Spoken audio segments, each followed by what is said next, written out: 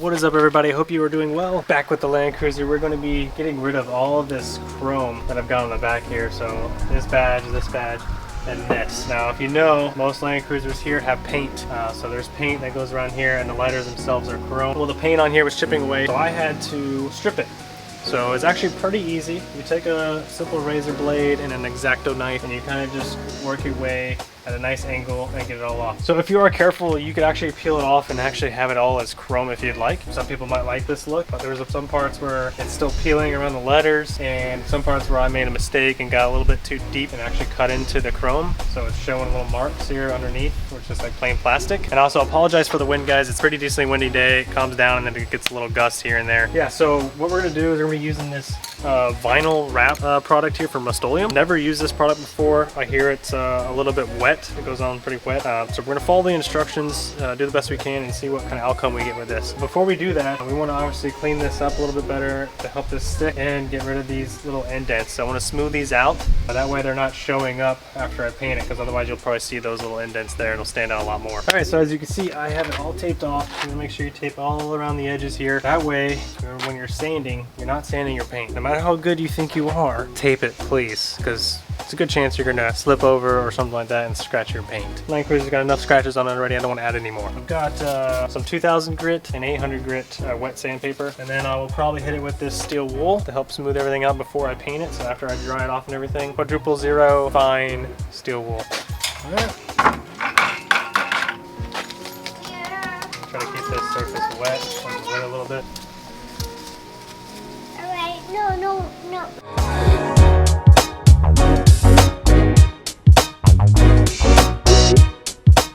Alright, rubbing alcohol, you're going to need microfiber towel. I can't speak. Microfiber towel. Try to clean this up a little bit. I'm going to start with it just dry. Get all the dirty, sanded water off.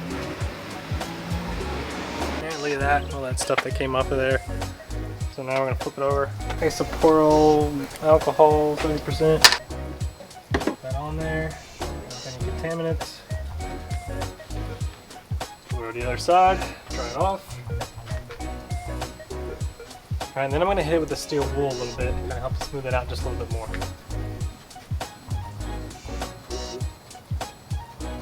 Alright, now that's done, I'm going to hit it again with some alcohol. Alright, now if you have an air compressor, it'll come in handy. If not, some compressed air or something like that, you want to try to get in all those crevices and get anything out, like any fuzzies or anything that was left behind from doing this.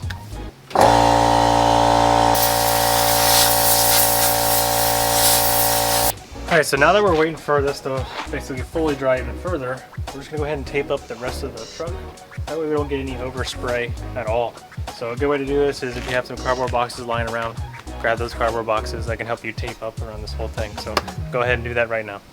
Hope you like my tape job. Alright, so it's all taped up, ready to go. We're just going to do this one first. I know I talked about the other emblems, but we're going to do those separate, one at a time. Biggest one first, of course. So what you want to do is do very light coats.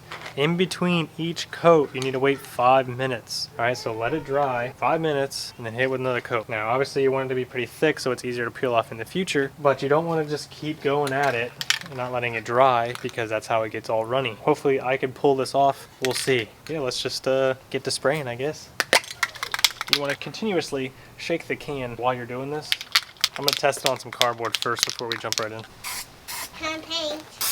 But we're going to go ahead and get at it. I think I'm going to put my little mask on so I'm not breathing in a bunch of this crap. Safety first. Alright, first coat, just a back and forth motion. Gonna let that sit and dry for a little bit. Okay, so let me correct myself here. You want 50% coverage on the first coat, 5 minutes in between each coat. So you want to keep going at it, but just be careful not to go too close, too thick. So we're gonna keep applying some coats and get about 50% thickness.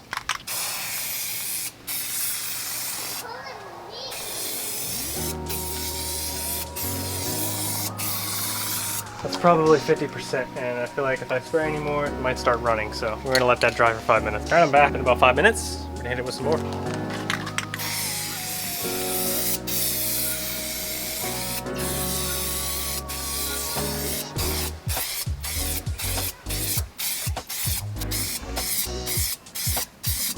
Five minutes later.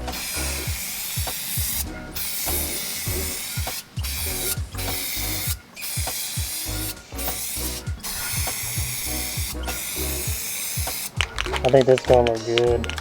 5 minutes later.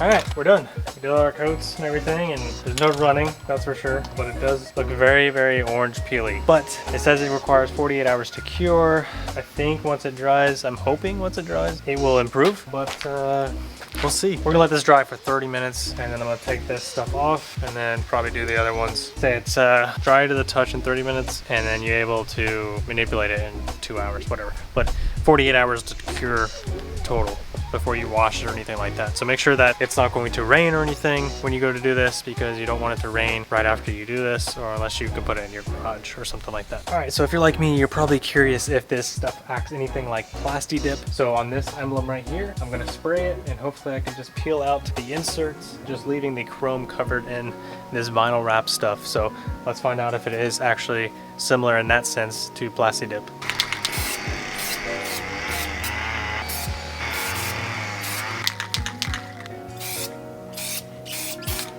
All right, so I painted these two. Did not prep this one, so I'm gonna show you what happened here. Now this is the result. If you don't prep it, you get a little bit of the bubbling and everything in there. So it does not look good. So I didn't prep this one, and that's what happens. So this is the one I did, and it looks much, much better. So we're gonna go ahead and take all this stuff off and peel out all the inside sections and around it, see if it operates like Plasti Dip. Yeah, it's definitely similar in nature. This is definitely a lot thinner and shinier than Plasti Dip is.